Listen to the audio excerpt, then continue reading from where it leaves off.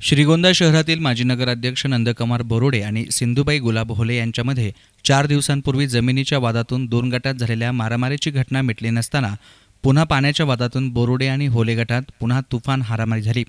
या वादामध्ये श्रीगोंदा नगरपालिकेचे माजी नगराध्यक्ष नंदकुमार बोरोडे यांच्या डोक्याला गंभीर दुखापत झाली आहे।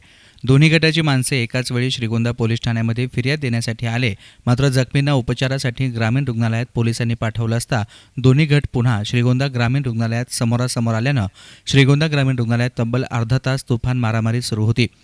या मारामारीत महिला पुरुष यांच्यामध्ये तुफान हाणामारी झाली। ही घटना होत असताना नागरिकांनी पोलीस ठाण्याला माहिती दिली, परंतु घटनास्थळी पोलीस तब्बल 20 मिनिटांनी उशिरा पोहोचले। मात्र पोलीस आल्यानंतरही या ठिकाणी आलेले पोलीस गणवेशात नसल्यामुळे मोठ्या प्रमाणात पोलिसांना सुद्धा धक्काबुक्की करण्यात आली आहे। याबाबत श्रीगोंदा पोलिसांनी सार्वजनिक ठिकाणी अशांतता पसरवणे, मारामारी करणे याबाबत दोन्ही गटाच्या 15 ते 20 जणांवर सरकार फिर्यादी करून गुन्हा दाखल करण्यात आलाय।